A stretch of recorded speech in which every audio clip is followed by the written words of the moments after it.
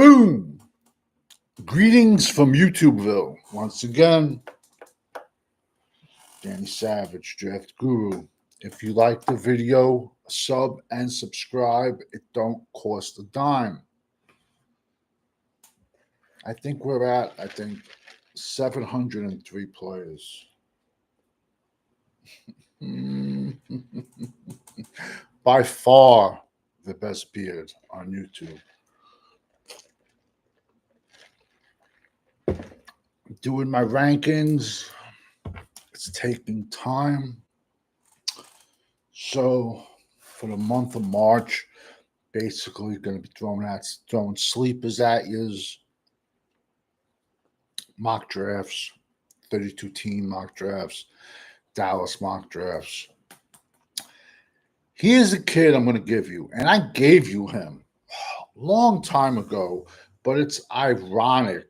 Now he's flying up the board. To me, he's a day 3 pick, and now they're saying this kid could be a late 4th or an early 5th. And I gave you him months ago. I gave you him numerous times when I jumped into the HBCU. From the first time I went out there and said, yo, you'd be shocked at the talent that comes out of some of the HBCUs. And you can go through all 32 teams like rosters, and you'll see HBCU colleges on them. This kid is out of Alabama A&M. Carson, Vincent, 6'6", 310. 38 starts at left tackle. He had a very good combine. 48 starts at left tackle. Well, right off the bat, I think he can play right tackle. So right off the bat, I think he could be your swing tackle. Talking like this, that's the Italian in me. So 48 starts at left tackle, but he needs, he plays with a nasty streak, especially in the run department. He looks to deliver, he looks to deliver a hit. And that's not something you can teach. It's something you have in you. You can't teach somebody to look for contact. You're born with it or you're not. It is what it is. I think he does need, because he's only 6'6", so he's not like he's 6'8", 6'9". He does need to stay lower. He does. And you know what? He has these long ass arms. He does have a strong punch. I'm not taking that away from him, but he needs to use his arms better from keeping the defensive line away from him. Now, I think when it comes to offensive linemen, benching 225 at the combine is a joke. I think it matters more in other positions than the offensive line, because as an offensive lineman, if you have to bench press your defensive lineman, if you have to bench press him off of you, you lost that rep because you allowed him to get closer to you. So a kid like this with his long ass arms has to be able to learn to use them better. Like I said, it's ironic. I gave you this kid twice during the season, but he's flying up. He's a day 3 to me. Whether he's day 5, I don't think he's a day 5 pick. I think listen, it's possible. I've been telling you this all along. It is a below average offensive line class. There's some decent centers, some decent tackles. The guards,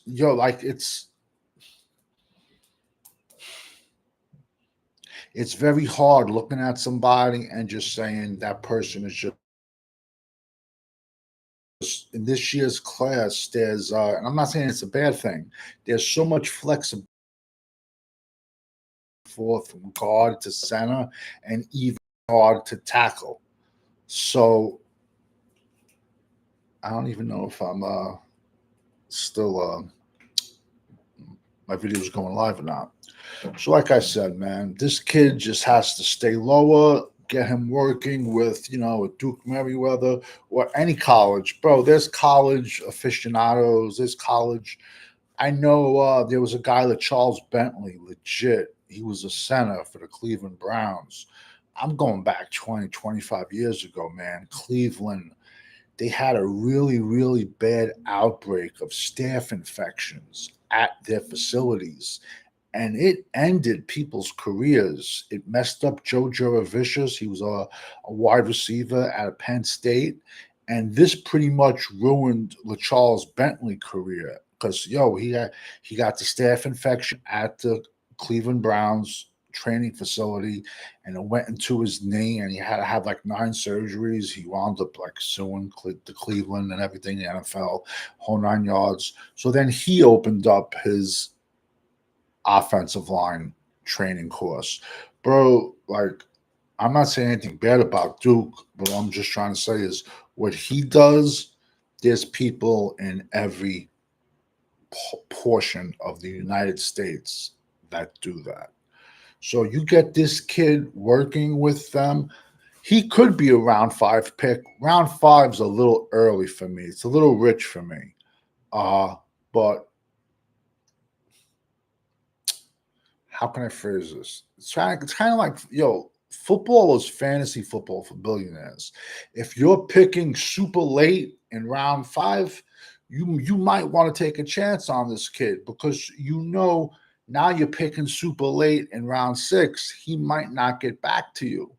But it's crazy. Like when I even do my fantasy football drafts, or even when I'm doing my NFL draft for those 3 days, I'm always looking at value. Was he a value pick? Was he not a value pick? And that even went over to my fantasy football career.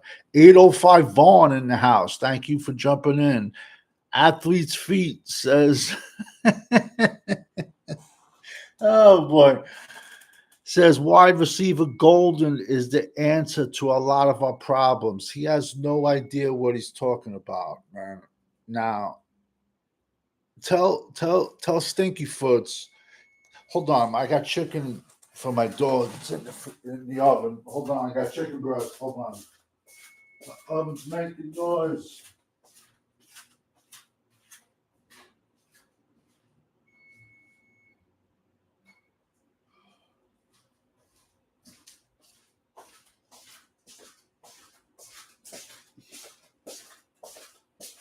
All right, I'm back. My dog eats healthy. He had a pound of salmon this morning with an apple and blueberries. Tonight he'll get like another pound of chicken with like maybe a scoop of Greek yogurt. All right, let's see. 805 Vaughn, thank you for jumping in the chat. Stinkyfoot says wide receiver Golden is the answer to all of our problems. All right, 805, you got to do me a favor.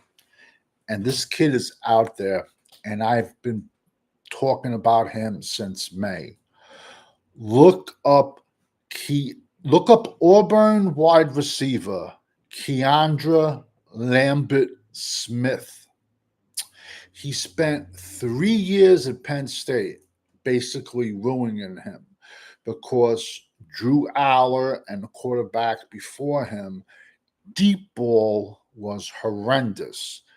I think one of the reasons Drew Aller stayed in school is because they were like, you're not gonna go as high as you think you are. It's Penn State fans are crazy. I can talk nice about 30 of their players, but yet I say one thing about Drew Aller, their quarterback, like, bro, they want to fight you. And I'm cool with that. You want to fight, but I mean, it's just so stupid because I mentioned 30 kids I like. So this kid, Keandra Lambert Smith, 6'1", 190. Yo, he was at Penn State, and this kid is a blazer, blazing speed. Problem is, Drew Aller couldn't get him the ball. So he jumps in the transfer portal, transfers to Auburn. And besides Jaquez Hunter, their running back, and I'm going off the top of my head with everything. They have a decent left tackle, the middle linebacker, and Keandre Lambert Smith. Auburn was a very, very, very bad team this year. But you have to check out Keandre Lambert Smith. Statistical wise, did the exact, he almost, how can I phrase this? The production he had at Penn State in 3 years, he almost eclipsed that in 1 year at Auburn. Then he goes to the combine, and at 6'1", 190, he runs a 4.38 at 6'1", 190. And Golden is a lot shorter than that, man. Listen, man, like I told you guys, be very, very, very careful of these. Like, it's like mushrooms, man. These dudes pop up in March and April, and everyone's a draft expert now. Where were you 6 months ago, man? Yo, next time you go on his show, ask him who's he like in 2026. I already got at least 50 names for 2026 that stood out to me this year while I'm watching players. Talent should stand out to you, but this is such a listen. I'm not going to say it's a job because watching football is not a job. I'm sorry. That's like going to strip clubs. Let's rate the strip club. Fuck it, pay me. I'll do that. All right, this one's a 10. This one's a 9. This one's a 6. She got to go. So it's like, bro, man, if you enjoy this sport, it's not work, bro. But ask him what he thinks of Keandre Lambert Smith, man, who I've been giving you since May. And he's a day 3. I don't think he's a late day 3. I think he's going to be, he'll probably go in the 4th round. These guys that say wide receivers are our answer at 12.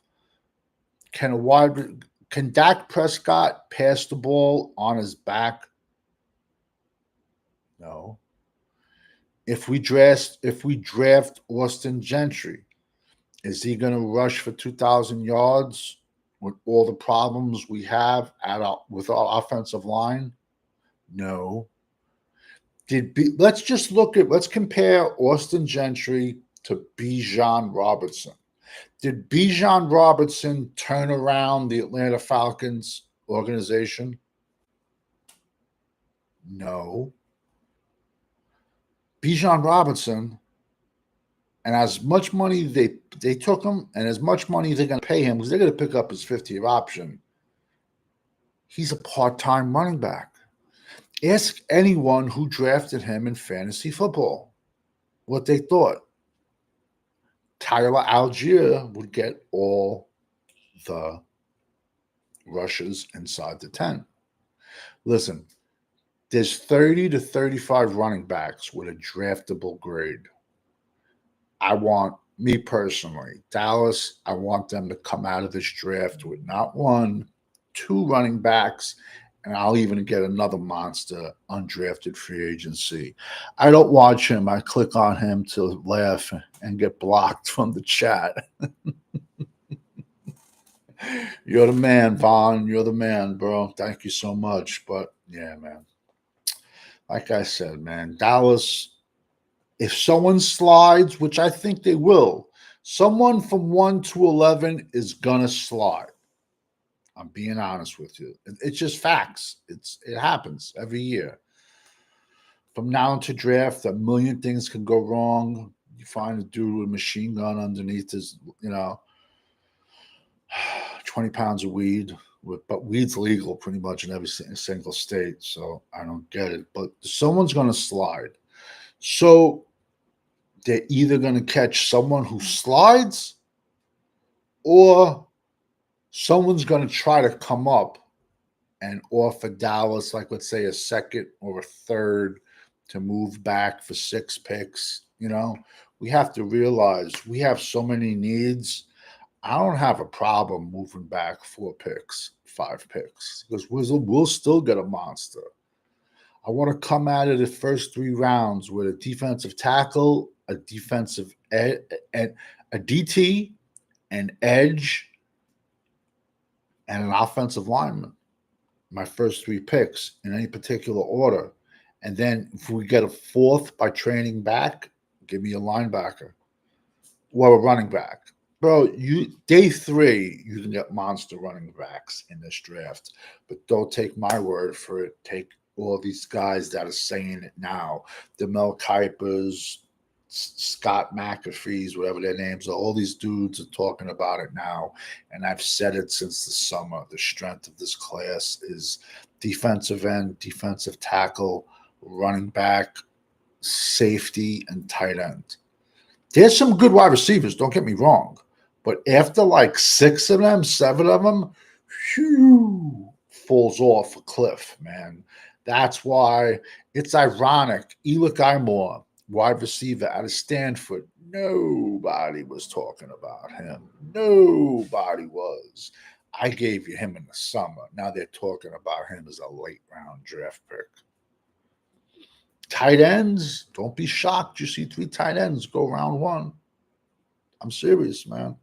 It's a very, very, very. Yo, I'm gonna be honest. At 12, if Tyler, listen, I don't see Tyler Warren, the Penn State tight end, getting out of the top 10. Yo, if he's at 12, I have a hard time passing on him. But if there's a Mikael Williams, James Pierce from Tennessee, Mike Green, but it seems like he's dropping. And how ironic, before the draft, I was pumping up Jihad Campbell. And it's amazing, bro. It takes a combine for a kid to go from round 3 to now he's a top 15 pick in the draft. Bro, Jihad Campbell can play every linebacker spot. And he actually wore 11 at Bama. And he can also rush from both ends, man. Listen, man, I would take him at 12 in a heartbeat. If Pierce ain't there, if Mikael Williams from Georgia's not there, I would take Jihad Campbell. Because there's a million defensive tackles. I can get a defensive tackle round 2, round 3, round 4, round 5, round 6, round 7. Same thing with running backs. Listen, man, Kansas City Chiefs went to 3 straight Super Bowls with a round 7 running back out of Rutgers. And how ironic, Rutgers running back Kyle Monangai is getting no love. But in 2023, he led the Big Ten in rushing. And then 2024, he played on a team where loaded with injuries, and he still had like 1,300 yards and 10 touchdowns. I watched him play in high school. He's like 5'9", 210. Completely, if you watch him compared to Austin Gentry, completely different builds, man. Monangai is like a little bit like shorter, stockier, big thighs, where Austin Gentry looks like a pencil. His body frame is like a pencil. He doesn't have the broad shoulders, the big thighs. And I'm not shitting on him. I'm just saying that about him.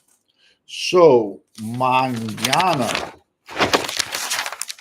I got another sleeper for you.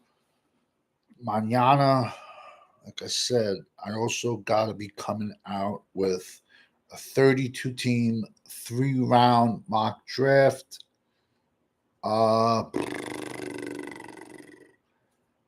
I hate talking free agency because Dallas never does anything in free agency. So why even waste my time? But I also feel that Dallas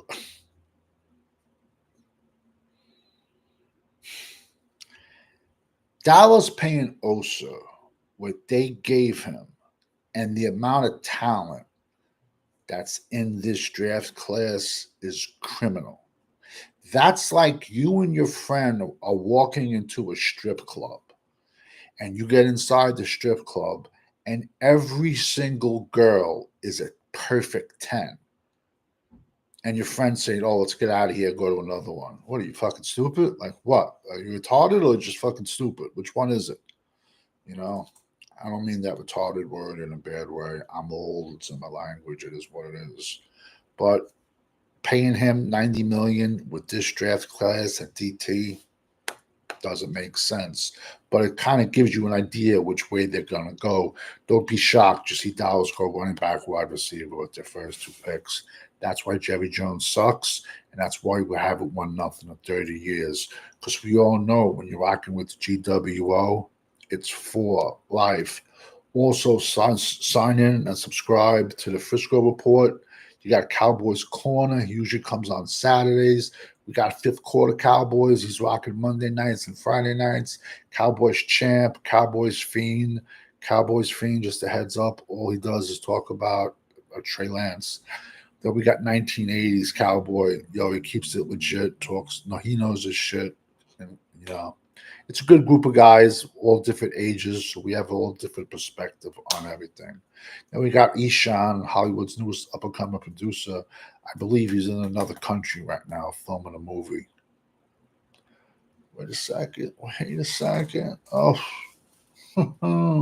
still the best beard on YouTube because we all know when you're rocking with the GWO, it's for life, over and out. Tomorrow, I'll be dropping another sleeper for you. Peace.